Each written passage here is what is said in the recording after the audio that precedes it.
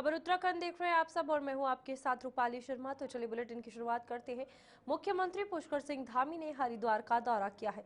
इस दौरे के दौरान मुख्यमंत्री ने धर्म नगरी हरिद्वार में हर साल की तरह इस साल भी कांवड़ियों के चरण पखारे और फूल मालाएं पहनाकर उनका सम्मान किया। इस दौरान उन्होंने कांवड़ियों को उपहार भी भेंट किए। हरिद्वार के ओम घाट पर आयोजित कार्यक्रम में मुख्यमंत्री को अपने बीच पाकर कांवड़िए भी गदगद नजर आए। मुख्यमंत्री ने कहा कि शिव भक्त कांवड़िए हमारी आस्था श्रद्धा के प्रतीक है। उनके सम्मान के लिए हर साल चरण प्रक्षालन कार्यक्रम आयोजित किया जाता है। हमारा प्रयास है कि सभी शिव भक्त कांवड़िया हरिद्वार से अच्छा अनुभव लेकर जाए। लंबी दूरी तय करके सैकड़ों हजारों किलोमीटर दूरी तय करके माँ गंगा के तट से जल लेकर लोग अपने अपने गंतव्य स्थानों की ओर प्रस्थान करते हैं। बड़ी कठिन यात्रा होती है और ये शिव भक्त हमारी आस्था श्रद्धा के प्रतीक हैं। उनका हर वर्ष स्वागत करने के लिए हम इस प्रकार का उनका स्वागत का एक कार्यक्रम करते हैं और प्रतीकात्मक रूप से अपने कांवड़ यात्रियों का उनके पांव प्रचालन करके एक आस्था श्रद्धा के इस महायज्ञ में अपनी आहुति देते हैं। हमारा ध्येय यही होता है कि सब एक अच्छा अनुभव लेकर देवभूमि से जाएं। मैं सभी का इस कांवड़ यात्रा में स्वागत करता हूं, सबका अभिनंदन करता हूं। मुख्यमंत्री पुष्कर सिंह धामी ने मुख्यमंत्री कैंप कार्यालय में हिंदी फिल्म 5 सितंबर का पोस्टर लॉन्च किया है। ये फिल्म पूर्णतः उत्तराखंड में फिल्माई गई है तथा राज्य की सांस्कृतिक विरासत, प्राकृतिक सौंदर्य और स्थानीय प्रतिभा को राष्ट्र पटल पर प्रदर्शित करने का सशक्त प्रयास है।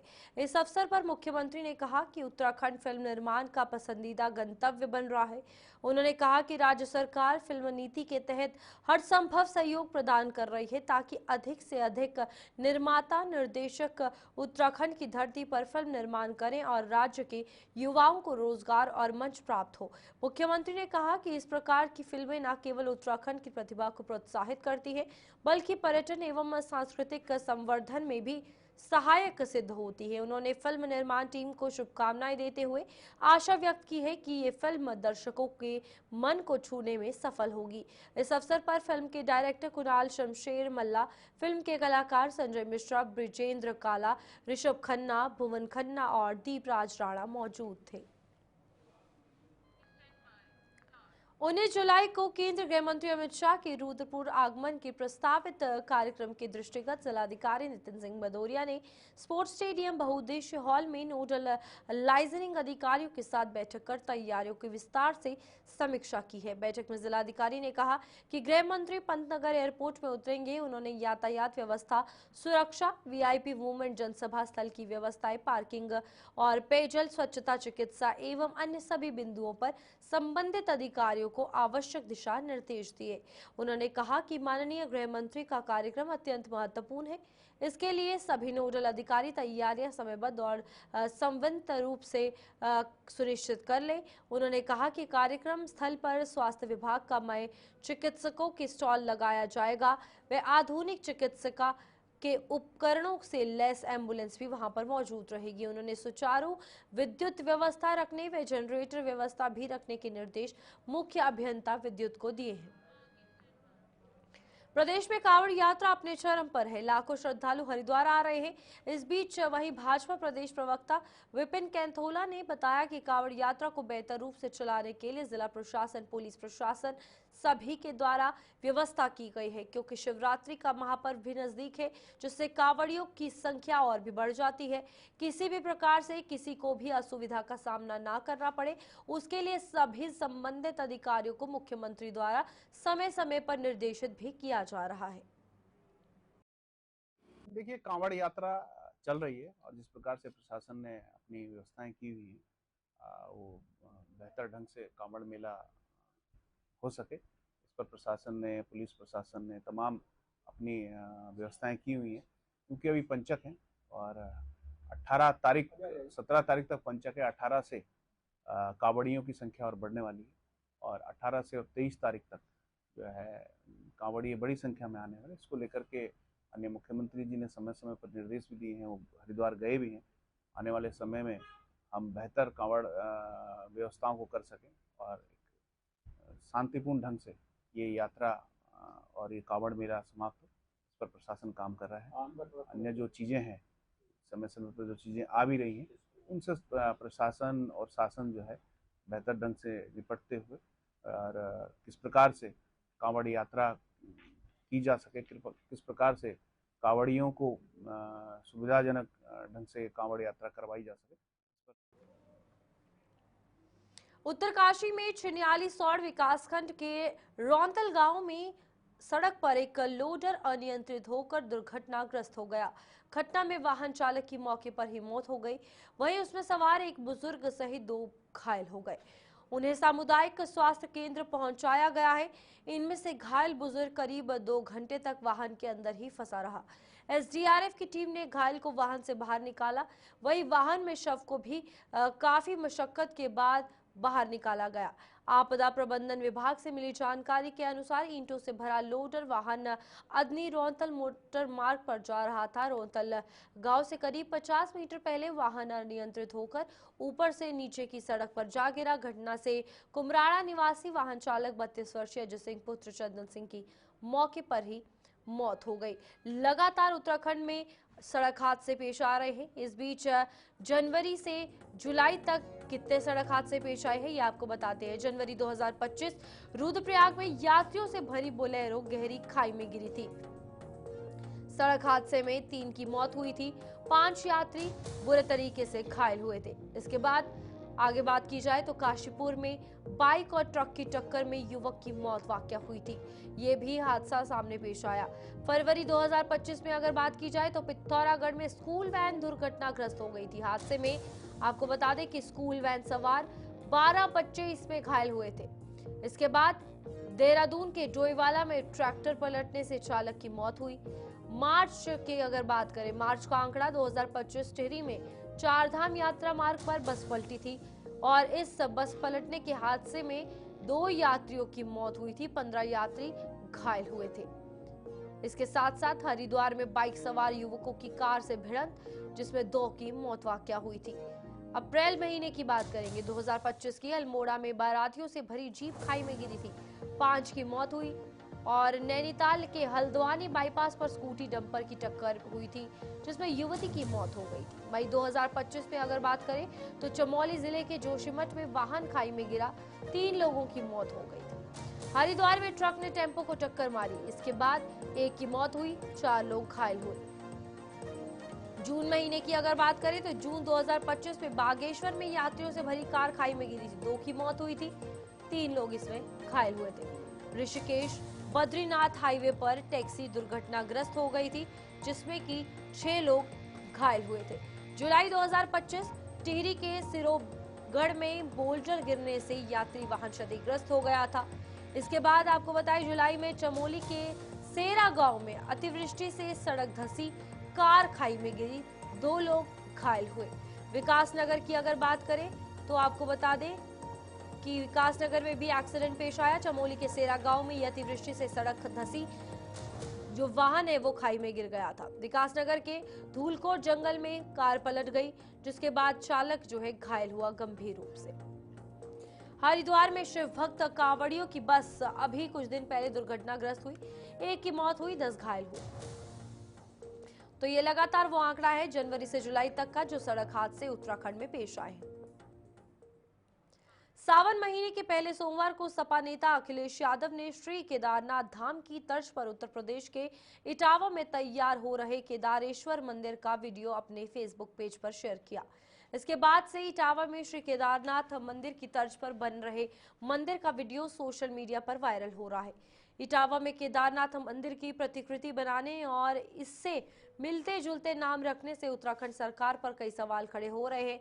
पूर्व में दिल्ली में श्री केदारनाथ धाम के नाम से मंदिर बनाने पर हुए विवाद के बाद प्रदेश सरकार ने दावा किया था कि कैबिनेट बैठक में 4 धामों के नाम का दुरुपयोग करने वालों के खिलाफ कड़ी कार्रवाई करने संबंधी प्रस्ताव पारित किया जाएगा।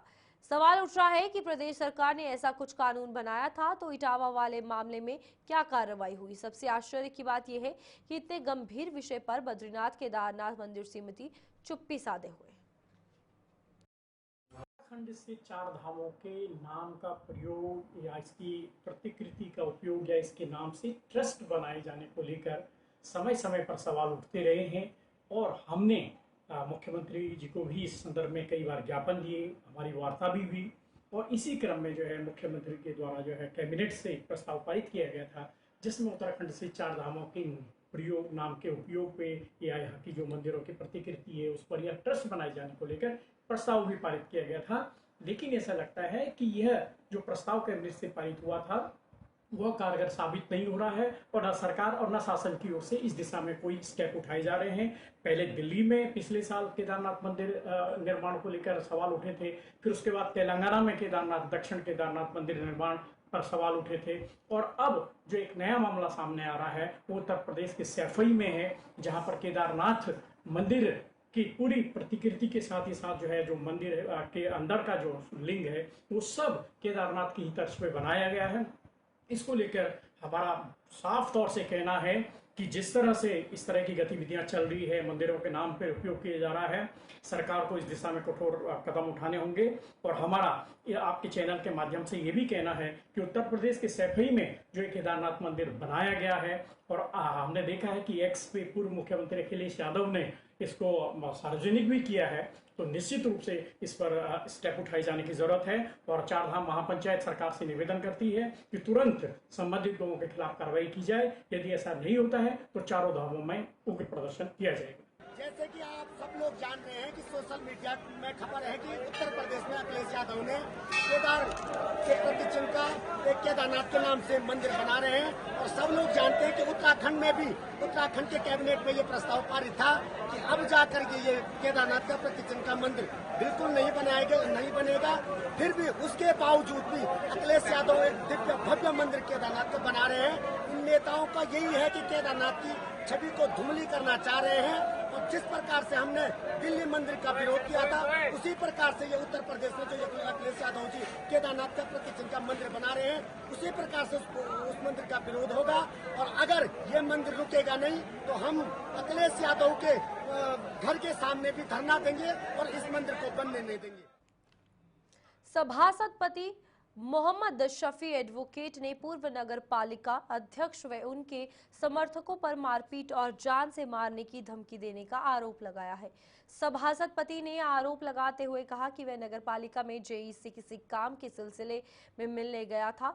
इसी दौरान पूर्व चेयरमैन ने अपने समर्थकों के साथ मिलकर उसके साथ गाली गलौज करते हुए मारपीट की और जेब में रखे 50,000 रुपए भी छीन लिए। और वहीं पूर्व चेयरमैन चौधरी इस्लाम ने सभासद पति द्वारा उन पर झूठे आरोप लगाने की बात कही है। फिलहाल दोनों पक्षों ने मंगलौर पुलिस चौकी में तहरीर देकर एक दूसरे के खिलाफ कार्रवाई की मांग की है। पुलिस मामले की छानबीन में जुट गई है। लेकिन मैंने सोचा कि ईओ से जो पुराने काम हैं जो मैंने प्रस्ताव दे रखे हैं चैन और सड़कों के वो भी पूछ लूं। तभी मैं ऊपर जाने लगा तो पता लगा कि ईओ साहब नहीं है। मैं तभी वसीम और आंसू कमरे में चला गया, फिर वहाँ से जेई साहब के और अखला के कमरे में चला गया। तो मैंने उनसे चैन और सड़कों के निर्माण की बात कही तो उन्होंने कहा कि मैंने कहा कि ये 5 मई को मैंने लेटर आप सबको भेज रखा है, ईओ साहब को भेज रखा है। ईओ साहब से टेलीफोन पर बात करी, उन्हें व्हाट्सएप भी करा, जेई साहब को भी व्हाट्सएप करा वो लेटर। तो वो कहने लगे चलो हम देखने चल रहे हैं आपका मौके पर कार्यस्थल सारा। मैंने कहा चलो। तो वो पुराने गेट से निकल के चलने लगे। मैं इधर से नए गेट से जाने की तैयारी कर रहा था। तभी मैंने चेयरमैन साहब के कमरे में घुसा तो वहाँ पर पहले इस्लाम चौधरी, मसूद जमा, अज्जू, नैयर, याकूब और बहुत सारे इनके आदमी बैठे थे। तो चौधरी इस्लाम ने मुझे गाली गलौज करते हुए मेरे पर चढ़ गया और जान से मारने की धमकी देने लगा। लगा तू कुत्ते यहाँ कैसा आया, आज हम तुझे जान से मार कर यहाँ से भगाएंगे और मैं चेयरमैन हूँ, जो मैं चाहूँगा वो करूँगा। और इन्होंने साहब जमकर बदतमीजी करी और मेरे अधिवक्ता समूह को भी बहुत गालियाँ दी। मैं भी एक बेवा औरत के काम से गया था चेयरमैन साहब के ऑफिस में। वो आए तो एक कर्मचारी है रिजवान, वो सफाई कर्मचारी है, उसका भतीजा इनके सामने चुनाव लड़ लिया था। 6 महीने हो गया उसकी धी की माँ की सारी बिरादरी को उसे गाली देना, उसके साथ बदतमीजी कर रहा था। हम लोग बैठे थे, हमने कहा क्या तरीका आयो, क्यों गाली दे रहे भाई तुम इसे, कोई तुम्हारे मातहत थोड़ा ही है। कभी हटाओ, कभी चिटकट, कभी तेली, कभी फड़ा आधी कड़ा, यही रवैया हो गया रोज का। उसके बाद वो साहब चले गए। चलो तो फिर वो 10-15 वो पेशावर गुंडे जिन्होंने 8-7 जगहों पहले भी वारदात कर ली, अब्दुल कलाम चौक 2 मुकदमे भी लिखे हुए उन लोगों पर, उन्हें लेकर वो नगर पालिका पर मारपीट करने कर्मचारियों के साथ आए। इत्तेफाक से हम लोग भी थे वहाँ, सब लोगों ने उनका विरोध, कुछ कर्मचारी इकट्ठे भी हुए, हमने भी बिछावा करके चलो भाई, तो चले गए। धक्का मुक्की की भी नौबत नहीं आई, भाग गया जब भीड़ इकट्ठी हुई वहाँ की।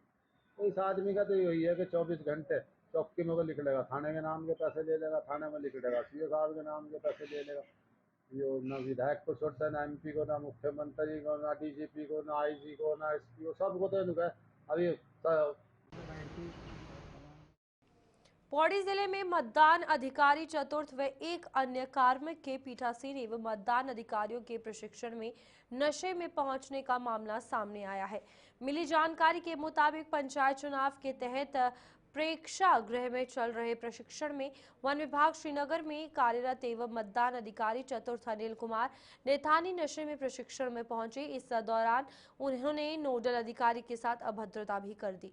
वहीं प्रशिक्षण में नशे में आए एक अन्य कार्मिक प्रेक्षागृह की सीढ़ियों पर लेटा हुआ पाया गया। हालांकि जिला प्रशासन ने एक मतदान अधिकारी चतुर्थ के नशे में पहुंचने की ही पुष्टि की है। जिला प्रशासन काफी देर तक मामले को छुपाता रहा। सोशल मीडिया पर एक कर्मचारी का वीडियो वायरल होने के बाद जो है प्रशासन हरकत में आया।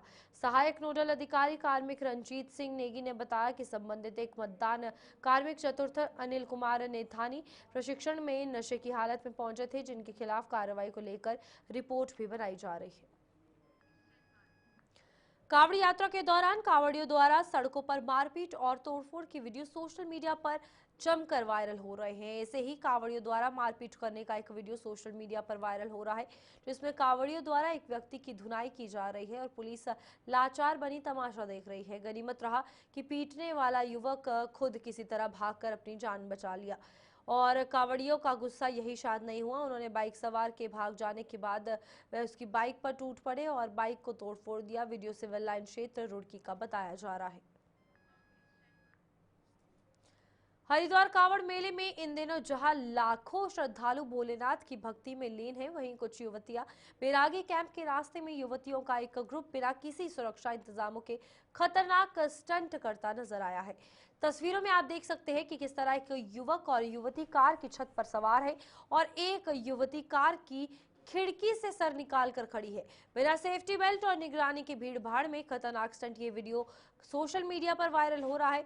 महज रील बनाने की सनक में ये युवतियां हाई अलर्ट वाले मेला क्षेत्र में खुलेआम नियमों की धज्जियां उड़ा रही हैं और पुलिस प्रशासन मूक दर्शक बने तमाशा भी देखती रही। उत्तराखंड की राजधानी देहरादून में पहाड़ के होनहार बच्चों के लिए नारायणा कोचिंग संस्थान ने 50 करोड़ की छात्रवृत्ति की घोषणा की है। वहीं संस्थान ने NSAT 2025 लॉन्च किया है और जिसमें जो बच्चे पढ़ना तो चाहते हैं लेकिन आर्थिक तंगी की वजह से वो पढ़ नहीं पाते, ऐसे टॉपर्स को वे 1 करोड़ कैश प्राइज व 50 करोड़ की छात्रवृत्ति देंगे। ऐसे में उन होनहार बच्चों को पढ़ने में और भी मदद मिलेगी।